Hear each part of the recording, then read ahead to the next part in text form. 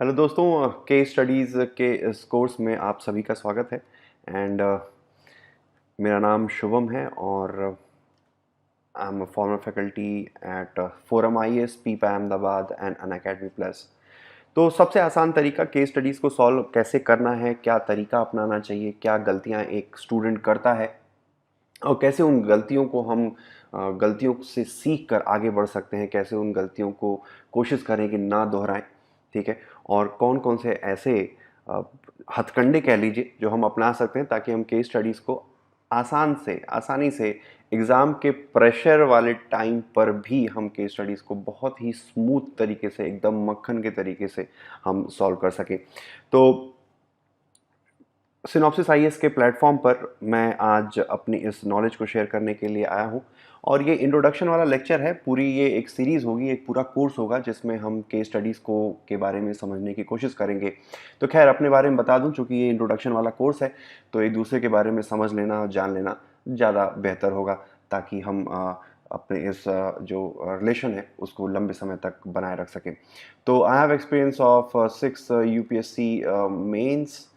ठीक है, 6 UPSC mains लिखा है मैंने। और अगर देखें तो मेरा जो जर्नी रही है 64 नंबर से लेके 120 नंबर तक रही है।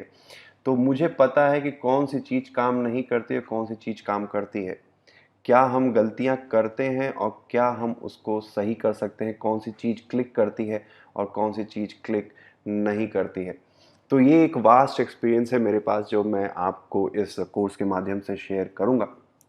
तो बने रहिएगा इस कोर्स के में। और डेफिनेटली ये मेरा आपके साथ आपसे वादा है कि इस कोर्स को अगर आप पूरा देखेंगे तो ज़रूर केस स्टडीज़ आपके लिए फिर से कभी भी टेंशन का सबब नहीं बनेगी।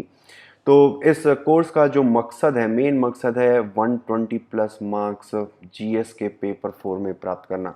और अगर जो भी चीज़ें मैंने बताई उसको आपने समझ लिया, सीख लिया और उस पर आपने थोड़ा सा एफर्ट भी अपने तरफ से डाला, तो ये जो गोल है वो दूर नहीं है। ठीक है।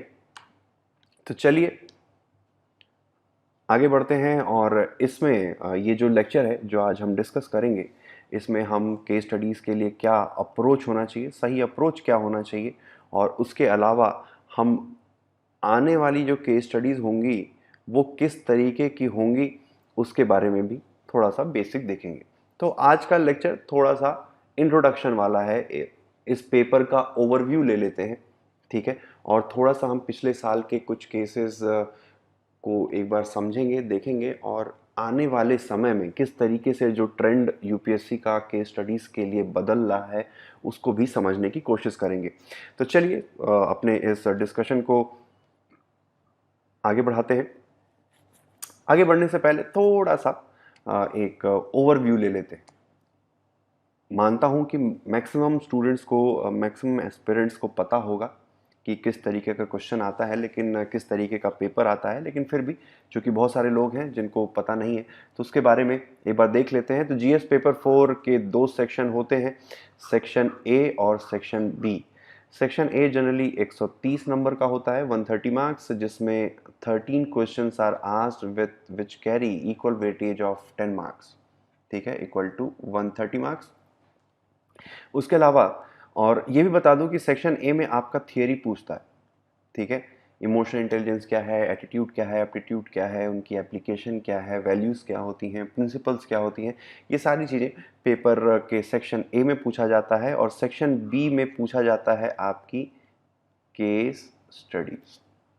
ठीक है, केस स्टडीज़ आपकी सेक्शन बी में पूछी जाती हैं। अमूमन आप देखें तो 6 केस स्टडीज़ पूछी जाती हैं, 6 केस स्टडीज़, और हर केस स्टडी का 20 नंबर होता है, यानी कि 6 इंटू 20 इक्वल टू 120 मार्क्स। ठीक है। अब थोड़ा सा टाइम डिस्ट्रीब्यूशन पर भी ध्यान दे दें।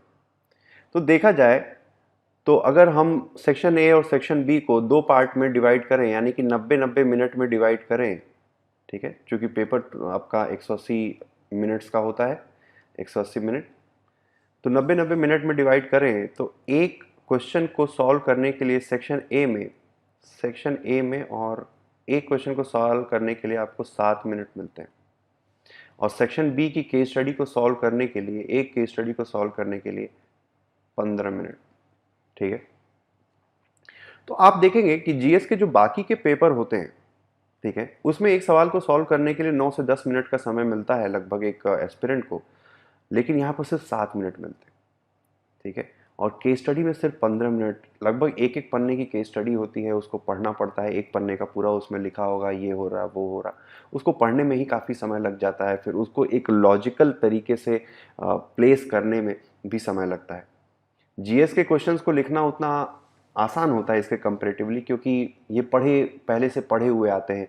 सपोज मान लीजिए कि साइक्लोन क्या होता है, क्यों आता है, कैसे आता है, ये सारी चीज़ें आपने ऑलरेडी पढ़ी होती हैं अपनी प्रिपरेशन की जर्नी में। लेकिन केस स्टडीज एकदम नई होती, ठीक है। और केस स्टडीज चूंकि नई होती है, इसलिए 15 मिनट के अंदर 3 पन्ने की केस स्टडी, 3 पेजेस की केस स्टडीज को लिखना, ठीक है, और उसको अच्छे तरीके से लिखना, उसका कंक्लूजन, उसके सारे पोर्शंस को करना एक बहुत ही बड़ा टास्क होता है, ठीक है दोस्तों। तो इसलिए बहुत ही प्रैक्टिस की ज़रूरत होती है हमें केस स्टडीज़ को समझने के लिए और उसको आत्मसात करने के लिए, उसको होन करने के लिए, ठीक है। चलिए, तो ये तो हो गया बेसिक इंट्रोडक्शन एथिक्स के पेपर का। अब ट्रेंड देख लेते हैं, ठीक है, कि पहले यूपीएससी में किस तरीके के क्वेश्चंस पूछे जाते थे, किस तरीके की केस स्टडीज आती थी, ठीक है।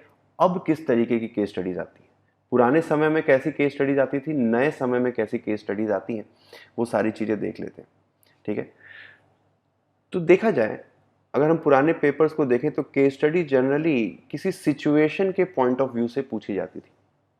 जैसे पूछ देगा कि आप एक किसी फैक्ट्री में मैनेजर हैं, ठीक है, और उस फैक्ट्री में ऐसा ऐसा हो गया, वैसा वैसा हो गया, कि फैक्ट्री के मजदूर हड़ताल पे चले गए, या फैक्ट्री में कोई मजदूर काम करते समय उसका देहांत हो गया। तो इस तरीके के सिचुएशन वाले क्वेश्चन पूछते हैं कि आप इंटरव्यू पे जा रहे हैं और देखा कि सड़क पे आपका कोई रिलेटिव का एक्सीडेंट हो गया है, तो आप क्या करेंगे? इंटरव्यू देने जाएंगे या अपने रिलेटिव को बचाएंगे, ठीक है। आपका जो मिनिस्टर है इलीगल ऑर्डर दे रहा है, ठीक है, पता नहीं मिनिस्टर्स के साथ क्या दुश्मनी है, मिनिस्टर हमेशा ही नेगेटिव लाइट में दिखाया जाता है। तो मिनिस्टर इलीगल ऑर्डर दे रहा है, उस समय आप अपराइट सिविल सर्वेंट है, क्या करेंगे, ये पूछता है। फिर आपके ऑफिस में आप सीनियर हैं और आपके ऑफिस में किसी भी महिला के साथ जो है छेड़खानी की जो है घटना हुई है, उस समय आप किस तरीके से हैंडल करेंगे। फिर आपने अपने दोस्त को एग्ज़ाम में चीट करते हुए देखा, तो आप किस तरीके से बिहेव करेंगे, कैसे हैंडल करेंगे सिचुएशन। डिज़ास्टर आ गया, आप डिस्ट्रिक्ट कलेक्टर हैं, ऐसे सिचुएशन में आप किस तरीके से चीज़ों को हैंडल करेंगे, ठीक है। और कोई बूढ़ा, आप सोचिए कि पीडीएस के आप मैनेजर हैं, पब्लिक डिस्ट्रीब्यूशन सिस्टम के, और एक कोई गरीब और एक दुखियारा आदमी आपके पास आता है जिसके पास डॉक्यूमेंट्स नहीं है, तो आप उस सिचुएशन में क्या करेंगे। तो बेसिकली आप देखेंगे कि पुरानी जो केस स्टडीज आती थी वो सारी सिचुएशन बेस्ड आती थी। अब हुआ क्या कि दिल्ली की फैक्ट्रीज में, ठीक है, जैसे कोटा फैक्ट्री है, वैसे दिल्ली की भी फैक्ट्री है। दिल्ली की फैक्ट्री में ये सारे जितने भी परम्यूटेशन कॉम्बिनेशन की केस स्टडीज बन सकती हैं, उन सबको रटा के बच्चों को एक तरीके से मदारी के बंदर की तरह रटा के तैयार कर दिया गया। अब यूपीएससी के पास भी अगर आप देखें तो कुछ लिमिटेड रिसोर्सेज हैं जहां से यूपीएससी पूछ सकती है, लिमिटेड केसेस बन सकते हैं जहां से यूपीएससी पूछ सकती है। यहाँ पर दिल्ली की फैक्ट्री में ऑलरेडी वो सारे केसेस बच्चों को पढ़ा दिए जाते हैं, और बच्चे को, जो एस्पिरेंट होता है, उसे अपना खुद का दिमाग नहीं लगाना होता है। जो कोचिंग में पढ़ाया गया है, जो भी उस केस स्टडी का सोल्यूशन दिया गया है, वही जाकर सीधा सीधा एग्जाम में आपको उल्टी करना होता है। तो ये 13 से ये पेपर आ रहा है, लगभग 7-8 पेपर आ चुके हैं। तो एक तरीके से प्रेडिक्टेबल हो गया था, सारे जो केस स्टडीज थी वो ऑलरेडी बच्चों ने पढ़ ली थी, समझ ली थी, और वही जाके हर साल लिखते भी थे, ठीक है। तो यूपीएससी ने डिसाइड किया कि अब थोड़ा सा ट्विस्ट लाने की ज़रूरत है, थोड़ा सा चेंजेस लाने की ज़रूरत है।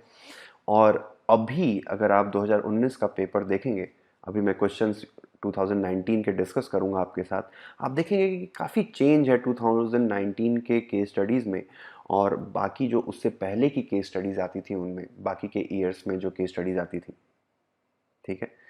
आप देखेंगे कि अभी के समय में जो केस स्टडीज़ आ रहे हैं वो और ज़्यादा डिस्क्रिप्टिव केस स्टडीज़ आ जा रही है, ठीक है। जैसे पूछेगा कि impact of politicisation of bureaucracy, कि ब्यूरोक्रेसी का राजनीतिकरण हो रहा है, उसके क्या मायने हो सकते हैं, क्या इम्पैक्ट है ब्यूरोक्रेसी के ऊपर, क्या इम्पैक्ट है और जनता के ऊपर, quality of public service delivery के ऊपर क्या इम्पैक्ट है, इस तरीके के स्टडीज़ पूछी जाती हैं। फिर अगर मान लीजिए एक केस और आया था 2019 में कि एक सिविल सर्वेंट है, उसने मान लीजिए कि जानबूझ के नहीं बल्कि अपने पूरी ईमानदारी के साथ कोई फैसला लिया, लेकिन वो फैसले का जो रिजल्ट निकल कर आया वो गलत निकला। ठीक है, ऐसे मामले में भी कई बार क्या होता है कि सिविल सर्वेंट को सजा मिल जाती है, उनके ऊपर भ्रष्टाचार के आरोप लगते हैं। तो क्या ये सही है? इसका सिविल सर्विसेज के ऊपर क्या इम्पैक्ट है? इसका देश की डेवलपमेंट के ऊपर क्या इम्पैक्ट है? इस तरीके के सवाल, इस तरीके की केस स्टडीज पूछी गई थी। फिर सोसाइटी में एटीट्यूडनल चेंजेस अगर करने हैं, आप एक सिविल सर्वेंट हैं और आपको सोसाइटी में कोई एटीट्यूडनल चेंज लाना है, जैसे मान लीजिए कि किसी कोई जिला है जहाँ के लोग अपनी लड़कियों को, अपनी बेटियों को पढ़ने के लिए नहीं भेजते हैं, तो आप किस तरीके से उनको परसुएट करेंगे, उनको जागरूक करेंगे ताकि वो अपनी बेटियों को पढ़ने के लिए भेज सकें। इस तरीके के केस स्टडीज़ जो है आने वाले समय में पूछी जा सकती है। ठीक है, फिर डिज़ास्टर, आपके ज़िले में डिज़ास्टर हो गया, आप सिविल सर्वेंट हैं, आप कैसे जो है आपके अंदर वो कौन सी खूबियाँ होनी चाहिए। देखिए, पहले पूछा था कि आप किस तरीके से डिज़ास्टर को हैंडल करेंगे। ठीक है, क्या करेंगे, पहले कौन सा कदम उठाएंगे, फिर बाद में कौन सा कदम उठाएंगे, इस तरीके के सवाल पूछे थे, इस तरीके की केस स्टडी पूछी थी। समझ में आ रही बात? अभी के जो केस स्टडीज पूछी जा रही है, उसमें पूछेगा कि आपके अंदर बीइंग अ सिविल सर्वेंट, आपके अंदर वो कौन से व्यक्तिगत गुण होने चाहिए, वो कैरेक्टर ट्रेट्स क्या होने चाहिए ताकि आप डिजास्टर जैसी किसी भी कैलामिटी को बेहतर तरीके से हैंडल कर सकते हैं। ठीक है, तो ये एक चेंज आया है पहले के समय में और अभी के समय में। ठीक है, माफ कीजिएगा, पहले के समय में और अभी के समय में एक जो है चेंज आया है जो हमें समझने की ज़रूरत है कि ये चेंज किस लिए आया है, क्या दिक्कतें हैं, कैसे। और ये जो ट्रेंड चला है 2019 से, मैं आपके साथ दावे के साथ कह सकता हूँ कि ये ट्रेंड आगे भी जारी रहेगा। देखिए, यूपीएससी अचानक से अपना पूरा चेंज नहीं करती है पैटर्न। क्या करती है कि पहले छः के स्टडीज़ आप देखेंगे कि सिचुएशन बेस्ड पूछता था। ठीक है, अब 2019 में क्या किया, लगभग 3 से 4 केस स्टडीज आपकी डिस्क्रिप्टिव पूछी और 2 केस स्टडीज आपकी जो है सिचुएशन वाली पूछ दी। ठीक है, अभी नेक्स्ट ईयर क्या होगा 2020 में होगा कि लगभग आप मान सकते हैं कि 5 से 6 केस स्टडीज, पूरी की पूरी केस स्टडी आपकी डिस्क्रिप्शन बेस्ड पूछ दे और एक सिर्फ केस स्टडी ऐसी हो जो सिचुएशन बेस्ड हो। ठीक है, सिर्फ एक केस स्टडी जो है सिचुएशन बेस्ड पूछेगा और मैक्सिमम जो केस स्टडीज होंगी वो जनरली डिस्क्रिप्टिव होंगी। ठीक है, जिस तरीके से इसमें पूछा गया है कि ब्यूरोक्रेसी का पोलिटिसाइजेशन हो रहा है, उसके क्या इम्पैक्ट हैं, ये सारी चीज़ें। या हो सकता है पूछ सकता है कि जो पब्लिक सर्विसेज की क्वालिटी है वो क्यों ख़राब है। ठीक है, कि हम, या ऐसा पूछ सकता है कि हमारे सिविल सर्वेंट्स इतने ज़्यादा उनकी ट्रेनिंग होती है, इतने ज़्यादा नॉलेजेबल हैं, फिर भी फिर भी क्यों हमारी quality of public service delivery जो है वो इतनी खराब क्यों है। ऐसा ऐसे ऐसी केसेस पूछ सकता है। ठीक है, ऐसे केसेस आने वाले समय में पूछ सकता है, तो इसके लिए हमें तैयार रहने की ज़रूरत है। और इसी इसी फैक्टर को ध्यान में रखते हुए ये पूरा कोर्स मैंने बनाया है। इस कोर्स के साथ ज़रूर बने रहिएगा। और सिनॉप्सिस आईएएस का ये प्लेटफॉर्म है, ये इसका होम पेज का स्क्रीनशॉट है। यहाँ पर आप जाकर जीएस पेपर 4 को सब्सक्राइब कर सकते हैं। मोस्ट ऑफ द जो केसेस होंगे वो यूट्यूब पर भी फ्री अवेलेबल होंगे, लेकिन आप देखेंगे तो सिर्फ 60% होंगे। तो पूरा अगर 100% है तो उसके लिए आपको यहाँ पर जाके सब्सक्राइब करना होगा। बहुत ही रीजनेबल आई थिंक ये इसका पूरा रेट है। पूरा आपको 1 साल का जितना भी पूरा 100% जीएस पेपर 4 आपका इस सब्सक्रिप्शन से कंप्लीट हो जाएगा। तो it's very affordable, it's very very reasonable, तो यू कैन डू दैट। तो ये था हमारा इंट्रोडक्शन। होप मैं अपनी बात आप तक पहुंचा पाया हूँगा।